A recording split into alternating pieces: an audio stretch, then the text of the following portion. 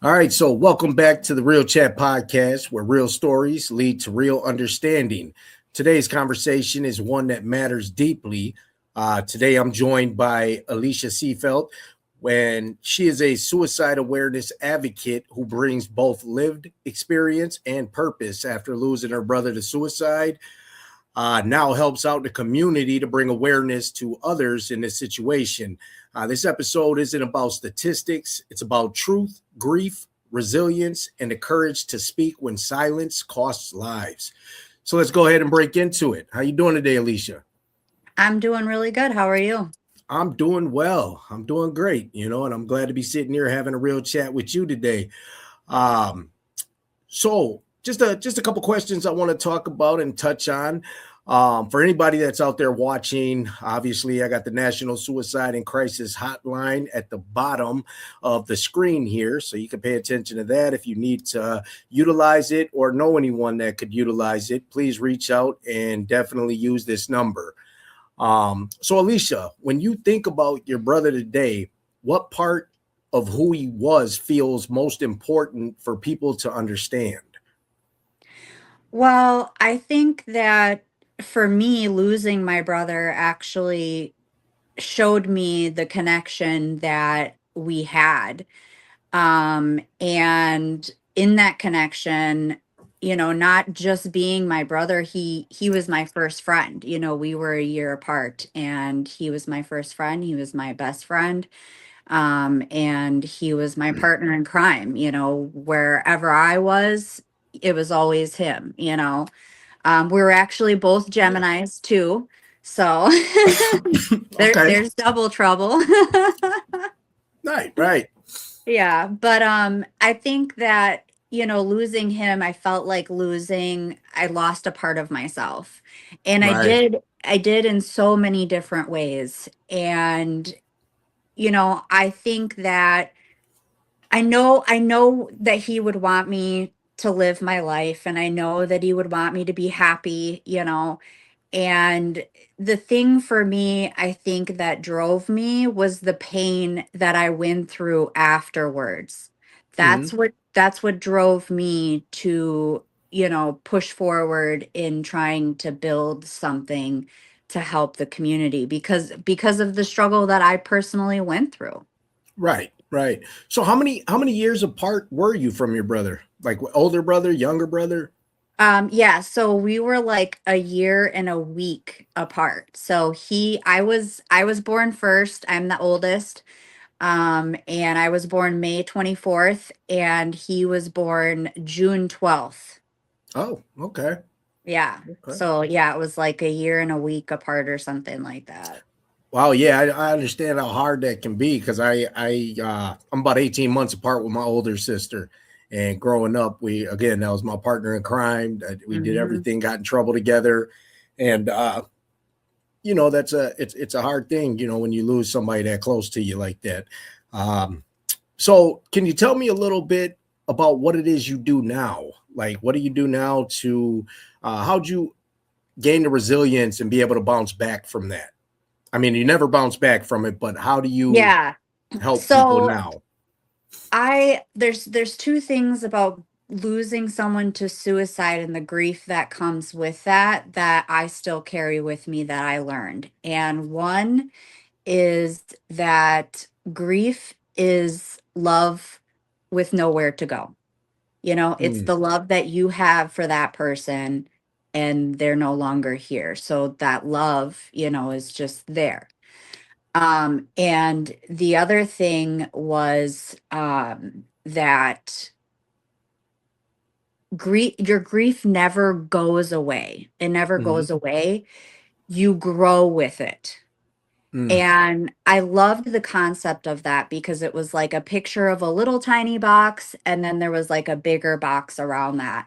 And it was like the grief didn't change size, you just grew, and you grow to learn how to live this life now, mm, because it completely changes your life. I mean, it completely just, you know, I mean, it can turn your world upside down. And for me, that's exactly what it did. I mean, I did not think that losing my brother like that, would have that kind of effect on me. Mhm. A few months after he passed away, I remember sitting in the kitchen and I was doing the dishes and I thought to myself, why am I doing the dishes? Like my brother just, passed away and by suicide. And after that moment, everything else in my life became like nothing. It just became like worthless, like what is the point? What is the point, Right. And I kind of carried that for a while. And I mean, I went on medication right away because Mhm. I don't know if I told you, but I also have a history of a suicide attempt in 2013. So my brother actually completed his suicide um, almost 10 years, almost like to the Mm. day from my attempt. So you can see there's like a lot of connections that are built between Right. us. And then, so I called my doctor and I went on medication right away, because I was afraid of what I might do. Right. And so then I started doing regular visits with her, and then this didn't all happen right away. It happened gradually over time. I had to find the help. That was another thing that I felt like should not have been that hard. I had Mm. to spend hours searching for support, searching for any kind of help. And the first place I found it was obviously online, you know, Mhm. but looking for something local, a local support group to go to. And I was very fortunate. I found Survivors of Suicide Loss Manitowoc, which is now a nonprofit. Okay. And so I've been working closely with them. But I found this class. It's called Grief Share, Okay. and they host it, locally. Mine was through a local church. Mhm. And so I attended the Grief Share program. I haven't completed it, but I do want to go back and complete it. And it was just such a great program. Being a part of a space like that where you can just be yourself and you can just let all of that pain and all of that fear and that anger and that frustration, you can just set it all down. You know what I mean? Because you're with people who know exactly how you feel, who know what you're going through, Right. who can feel the pain with you, so you're not carrying it by yourself. And then I set up therapy with a local mental health facility. And I was going to therapy every week. I was very proactive. I was very Mhm. proactive because, like I said, I have a history and I wanted to make sure that, I protected myself and, that I didn't do something that I would regret, Right. so Well, I'm glad you said it that way, because it is. It's a long-term solution for a short-term problem. yeah. Things that may be bothering you or may be on your mind. And a lot of us don't cope in the right way, with any situation. Not just suicide, but all types of situations arise Mhm. in our life, and mental health is a big issue. That's why I became a Wisconsin State certified peer sports specialist, so that I can kind of help with my own problems as well. It helps Mhm. me stay clear headed. It helps me keep that momentum going. So I really salute you, and I definitely want to tell you, I'm proud of you for doing what you're doing. And you know, these sorts of things are more prevalent today that I'm starting to see. Before, Mhm. nobody talked about it. Nowadays, more people are talking about it. Matter of fact, I had a buddy of mine, a real close friend of mine, committed suicide 2 weeks ago. Uh, So it's happening on a regular basis. And then we have the young lady here in Sheboygan, that committed suicide, and she's in high school.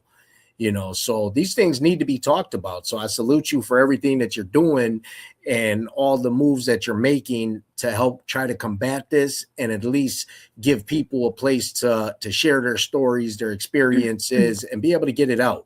Because I think that's part of the grief process is being able to, you never fully heal from it, but at least you can keep that band-aid by everyone else you help.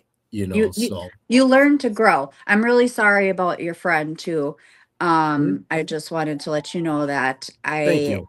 I feel, and I feel like a personal connection to every suicide story too, because, I've been there, you know what I mean? Like I Mhm. know what it's like to be in that dark place where you feel like there's no turning back, but Right. I noticed the struggles that I faced, and I feel like somebody who isn't as proactive as I am, may not have made it as far as I have, and I'm still healing. I'm still learning. I'm still growing. I still go to Sure. therapy. I don't take as much medication anymore, because I am becoming more stable and I'm learning how to cope with things. I'm learning how to regulate my emotions and my feelings and things like that, which is really important. Mhm. Um, but based on the struggles that I went through after losing my brother, like I just thought, there needs to be more support for people who are going through something like this because first of all, my brother had no life insurance policy. So Mhm. instead of being able to grieve my brother and the loss, that I was suffering, I had to basically bust my ass to raise Mhm. $8,000 to pay for his funeral. And I Mhm. knew that I wasn't going to be able to like completely grieve until Mhm. I had that paid off. And I don't know why I felt that way, but I didn't want that hanging over anybody's head. And Mhm. in all honesty, in my family, I'm kind of like the most responsible one, Get a backbone. Get a backbone. yeah. Get a backbone to the family. Everybody, Yeah. every family's got one. Yep. Yep. Okay. And my I have addicts in my family, Mm. drugs, alcohol, so that puts me in a position where I had to stand up and say, okay, I'm going to have to take care of this. Like So, as devastating as it was for me and as much as at that time I felt like I wanted to join him, mhm. I will tell you that day that he passed away, I was the last person to see him. And it was a day that he was missing before we found him. And, you know, I remember thinking to myself that I was angry at him. I was angry at him for leaving me in this world alone, for leaving me here to deal with all of the pain and, everything Mm. else. And here's a funny thing. Um, my mom is a little bit of a hoarder, okay? Mhm. And we used to joke around, and I used to say, yeah, well, if anything happens to mom, like you're the one that's going to have to deal with all of her stuff because I'm not dealing with it. Right. And he was like the closest to our mom, and he'd laugh and he'd be like, yeah, I know. And then I remember thinking that to myself that day too, like that a-hole freaking left me here. Now I got to deal with our hoarder mom all by myself. Now, now you got to deal with it anyways. That is funny. Do you? So But did your brother have kids? he did not. Okay. All Nope. right. Yeah, he did not. My mom said that he had the measles or mumps or something when he was younger, and that sterilized him and he Oh, wasn't able to have children. So, okay. Well, I just yeah, wanted to which ask, to see if you had to step up and take care of nieces and nephews, and because I deal with a lot of people that are in the same same situation. So I am going to reach out to you and give you some more resources that you can add to your repertoire. Uh, my buddy Big Bear's out in New York, and they raised a lot of money through his nonprofit because he lost his son to suicide 2 years ago, and he was a barber. So he has the Shaheem Blue the Barber Foundation, and they raise money to get barbering kits for new aspiring barbers.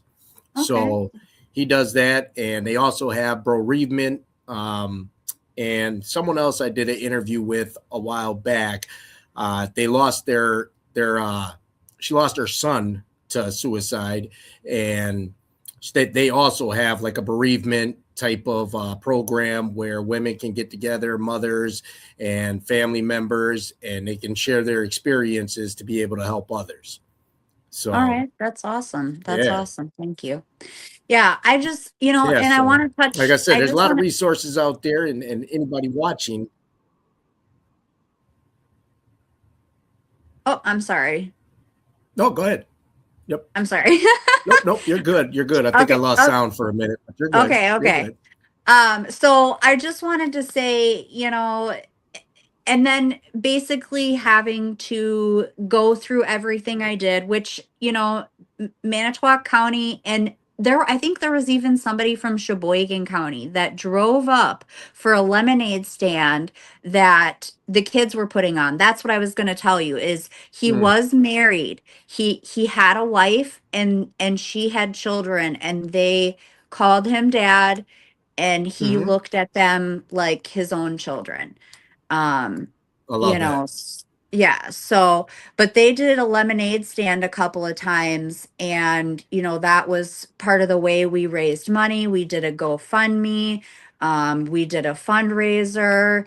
I mean, and the organization, I don't know if you've heard of Gracious Givers of Manitowoc. Have you heard of them? No, I have not. No, I have not. Okay, they are such a great resource.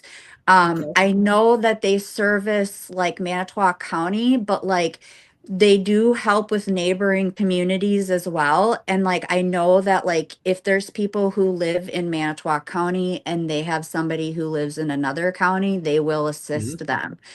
But they're such a great resource for, just spreading the word on getting people help, sharing GoFundMe's, giving away free stuff. I mean, people give away like free concert tickets on there to like mhm. legit concerts.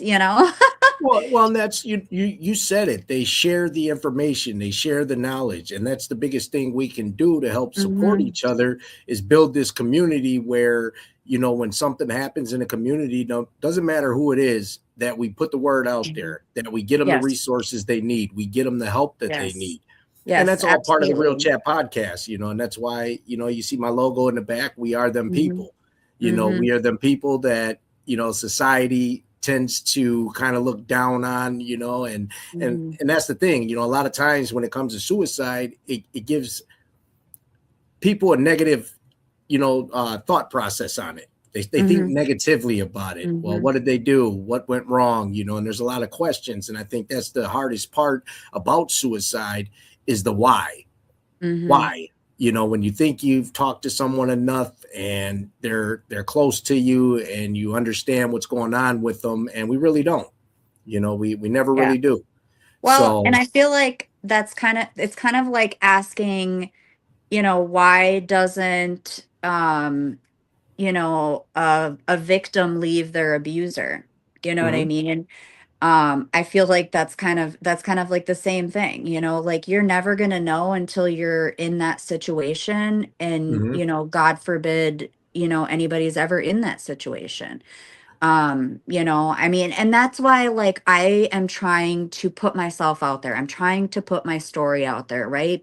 mhm, Because I've lost my brother to suicide, but I've also attempted suicide. I mean, mhm, full blown like ambulance came, my ex-husband actually was the one that ended up, showing up, which he called 911, and then, mhm. they saved me. But I went through the whole process of everything, and Right. there was so much more before that I went through that brought me to that place. You know what I Right. mean?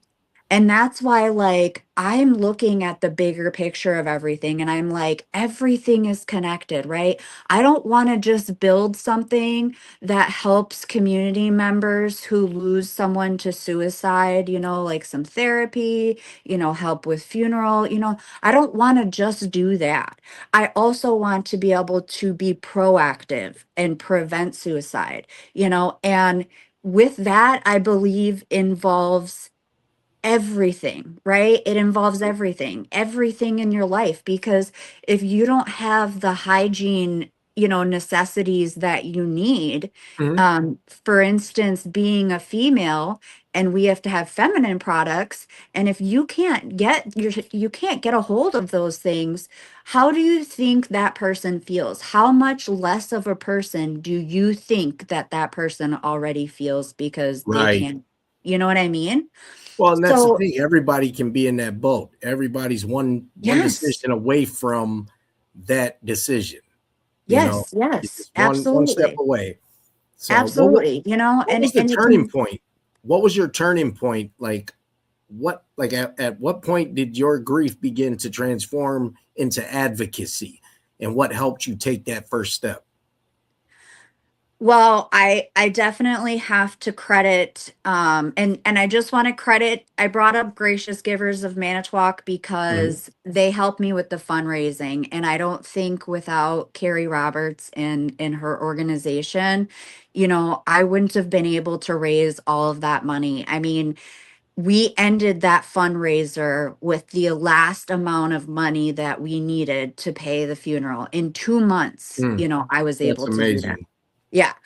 But anyway, so I would have to say, finding survivors of suicide loss of Manitowoc, finding their little group. I mean, it's a very little group, which is sad.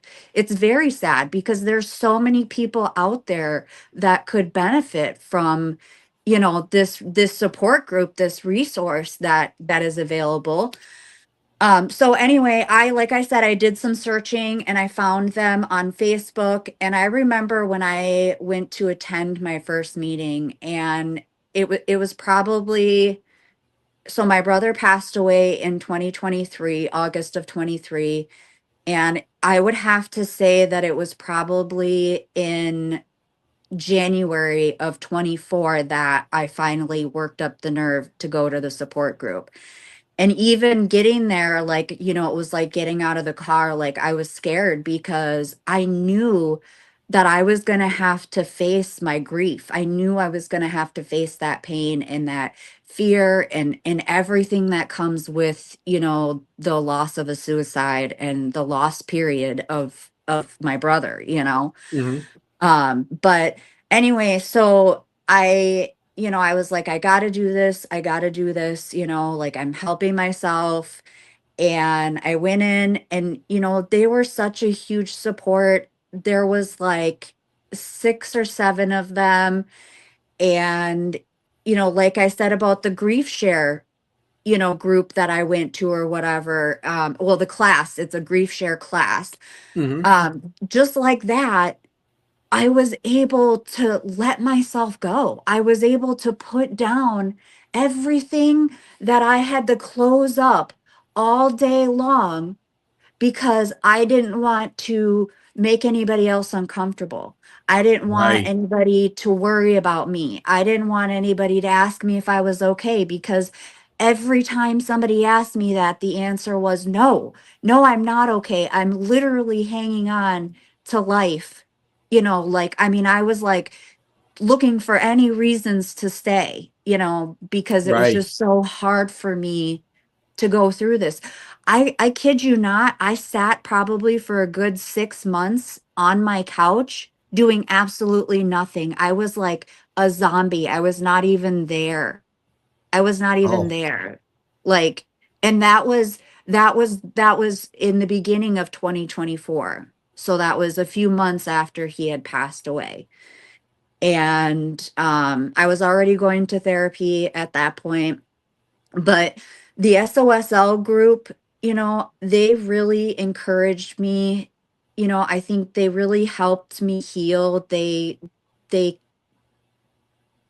walked with me. They walked Mm, with me, I love that. in my path, in my journey. It's gonna make me cry. It's you it's know all right. it's just it's so hard to find people that can understand that kind of pain, you know what I mean, and that openly allow you to let yourself feel it, and you're not feeling judged, or you're not feeling like you're being a negative Nancy, or you're burdening someone, you know what I mean, like Mhm. you're just sharing that. Right.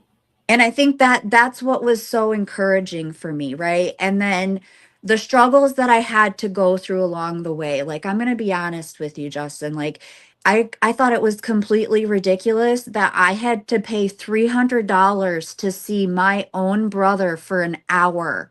For 1 hour. It wasn't even like a proper seeing. Right. It was just immediate family. And I was like, this is my brother. Right. Like, how do you own him? How can you sell me time with my Mm, dead brother? Like, how is that okay? How is that okay? right. That And that doesn't that's ridiculous. and I fought with those feelings. I fought with those feelings of those struggles that I faced, the financial struggles, the lack of support that I had. That you Even had in the though moment. Yes, and even though, like I said, I went out and I found these groups and I found this stuff, I had to look hard.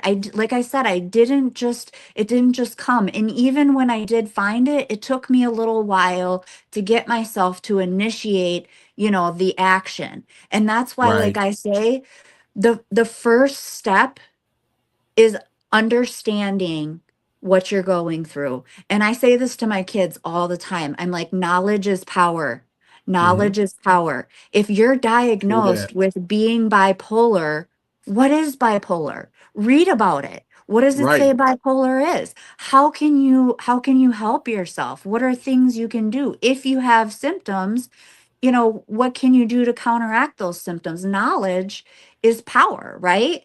And Right. so I feel like if we have that knowledge, then, you know, we're a lot more capable of doing more things for ourselves, right? And Mhm. then once we're in a position where we can do more, then we can do more for others. Like me, like you, I'm finally in a place where, I'm ready for my voice to be heard. I'm ready to share my story. I mean, like I said, I have no boundaries. I have no boundaries. I'm an open book. I openly talk about where I was, when I attempted my suicide, where I was in Mhm. in my head and things like that, because, I want to help people understand. And sometimes that aspect of my story, my attempt helps survivors because Right. they feel like they understand a little bit more, or they're like, oh, that makes sense, like that helped me. Mhm. And that's why, like, I'm here and I feel like I'm ready to help, because I don't want anybody else to go through what I went through, you Well, and know? you said it all in that statement, which is why so from your perspective as someone with lived experience, what is the biggest misunderstanding people still have about suicide and mental health? And you kind of answered most of that already, just in Yeah. your conversation. Yeah, and I think, can you rephrase the question again? So, from your perspective as someone with lived experience, because you've Yeah. attempted it and you're dealing with someone who has committed it, um, what is the biggest Hello? misunderstanding? Yeah, yep, I got you. Can you hear me? You still there? Hello? Did you lose audio? I think I lost volume. All right, let me. All right. Can you hear me now? Still can't hear me?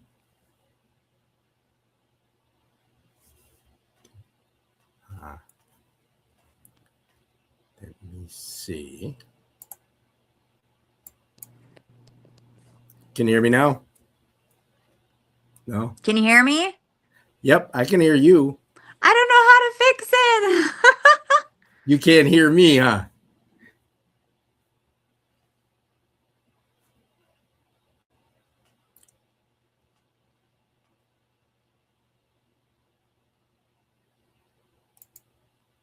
Did it work? Are you back? Did it work? I can. Can you hear me? Oh my God. Upload recording. Okay. Can you hear me now? Comments. Chat. 2 people.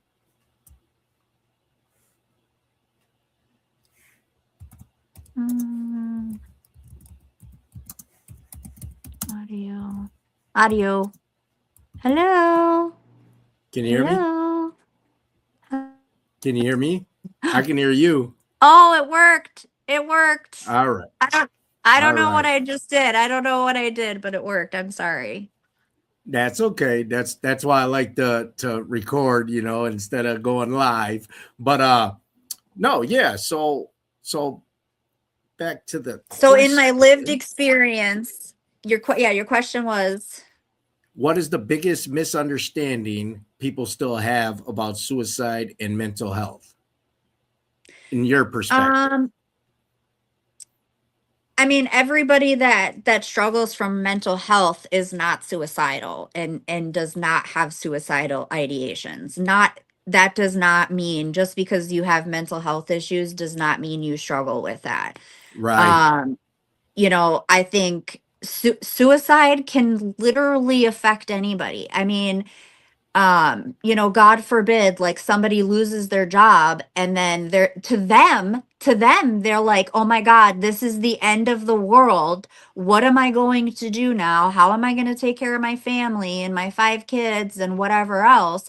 And that is something that can drive someone over the edge. But Right.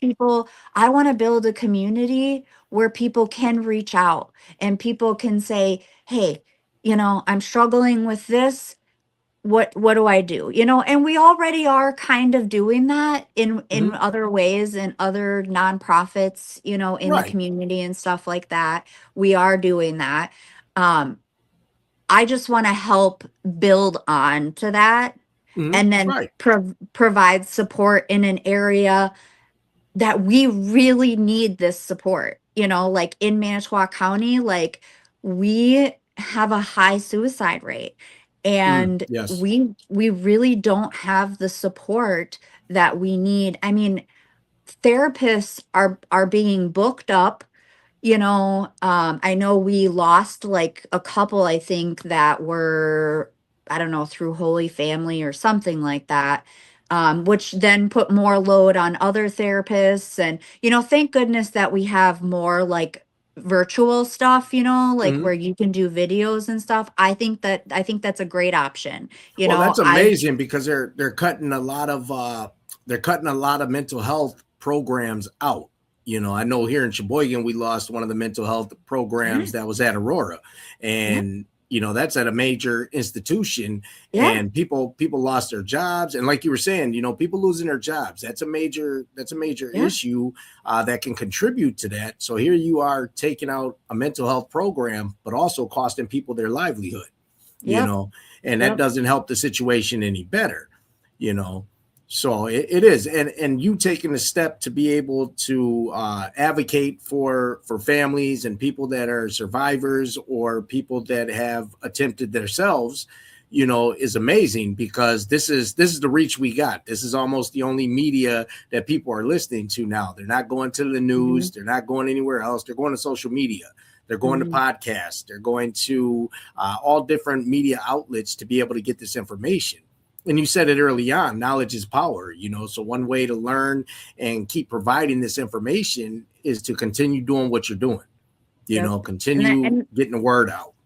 Yeah, and that is the first step, is make yourself knowledgeable to what's going on. You know what I mean? What is going on? What is going on with you? You know what I mean?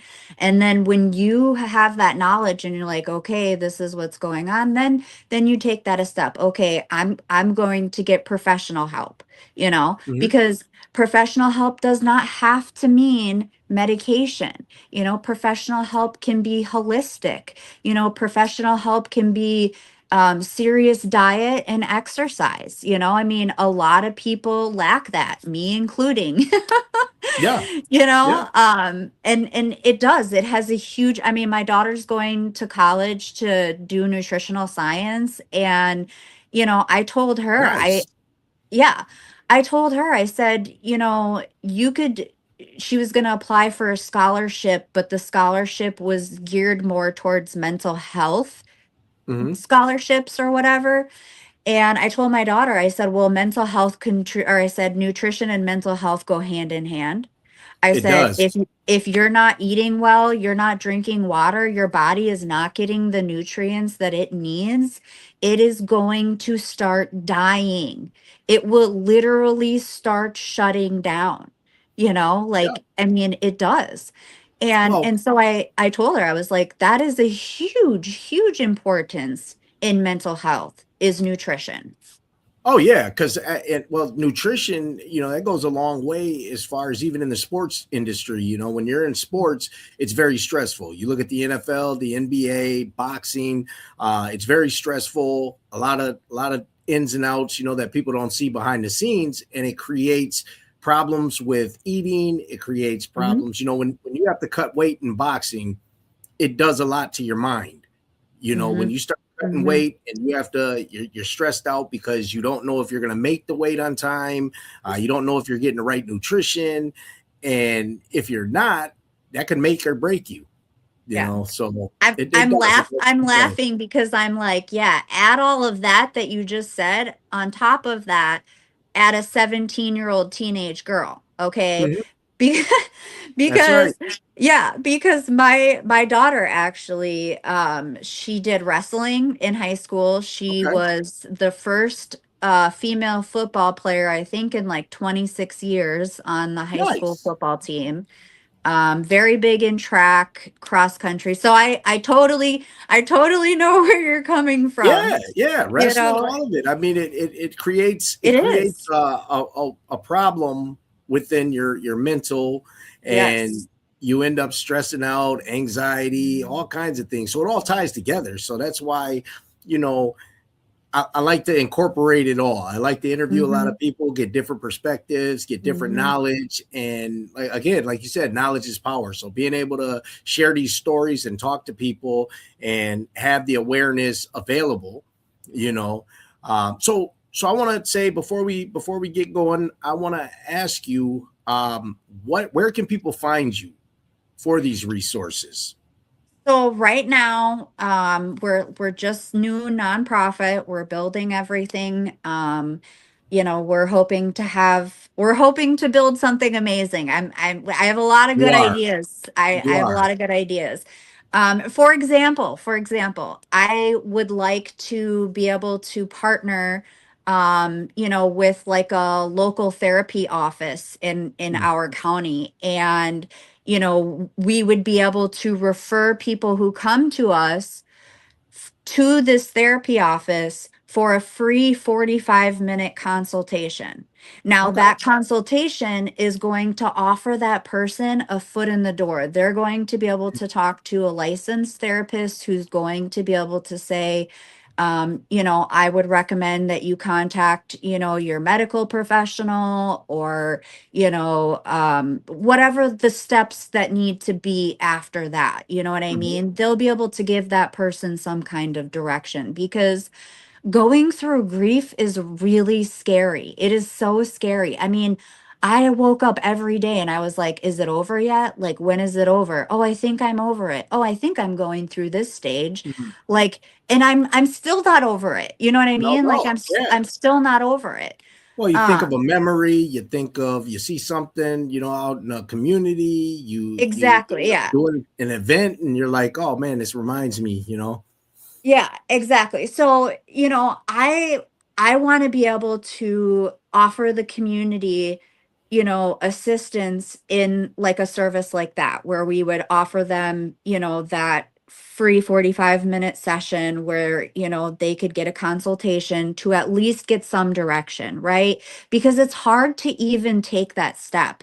Even when you have the knowledge and you're like, okay, this is what's going on, you have to do something with that knowledge, right? You have to take some kind of action. How are you helping yourself?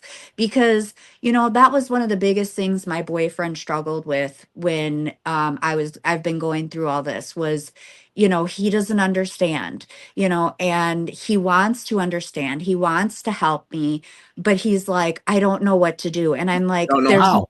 yeah, I'm like, there's nothing you can do. There's nothing you can do. Like, I need to find a way to save myself because if I'm going to that dark place where I'm not going to come back, like, I'm the one that has to save me. I'm the one that has to save me, One thing I And learned along the way is, hurt people hurt people. Healed people help heal people. So taking care of yourself and your own mental health and getting yourself in order and being able to advocate the way you are helps a whole lot of other people be able to heal. yes, yes, So I want yes, to ask yes. you one more time, what was your brother's name? And if you could for me, what's your brother's name? My brother's name was Joshua. Joshua. All right. Yeah. You do me a favor. Say that two more times. Joshua, Joshua. Joshua. Joshua. There you go. One Yeah. thing we like to do in the community that I'm involved with a lot of the brothers that I share space with is, when someone passes or we lose someone, we like to say their name 3 times to keep that name out there in the atmosphere. So, I appreciate you taking the time, to sit down with me on the Real Chat podcast.